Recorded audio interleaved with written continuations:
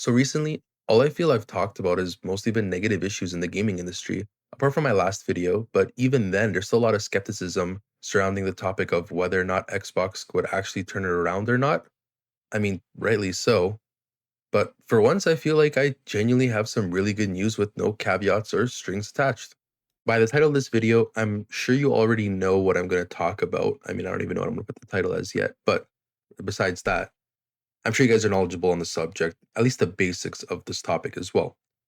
But I want to take a deeper look and show really just how positive California passing the Protect Our Games Act is not only going to be good now, but in the future as well. But first, we got to go back to the very beginning of what started this. Stop killing games.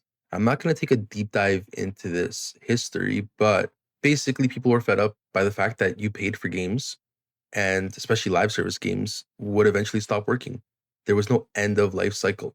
These publishers would just shut down these servers and be done with it. So, Stop Killing Games basically dived into the discussion of whether or not purchasing digital media is considered owning or indefinite renting until the servers eventually shut down. So, the idea of forcing games to have an end of life plan, where even if they shut down the servers, players will still be able to run the game on a peer to peer connection or host their own servers, was pretty straightforward.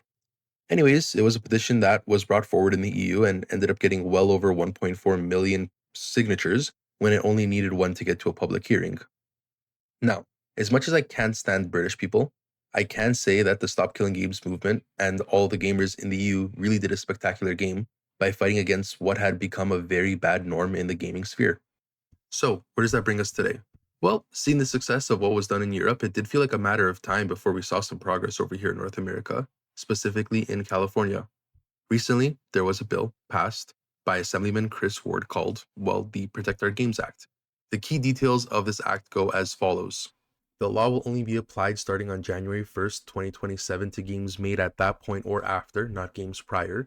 There must be a mandatory warning, so publishers have to give at least 60 days of advance notice before ceasing activities on the game or shutting down the game. The post shutdown requirement is basically following a shutdown, publishers must either provide a version of the game that runs independently of operator servers, so local play, private servers, hosting, all that stuff, or they have to issue a full purchase refund. And the only exceptions are whether it's a free game or a subscription game, which is basically just World of Warcraft. I don't think there's any other subscription games right now. Thank you, Kyle Orland, for this great article. Made my job a lot easier. Anyways, the initial goal of having an end of life cycle is coming to fruition. And because of how big a market California is, many publishers should make those rules a practice across the board instead of just Cali. I hope so, anyways. And if they don't, I do think it's a matter of time until other states or even the federal level gets involved and implements similar rules.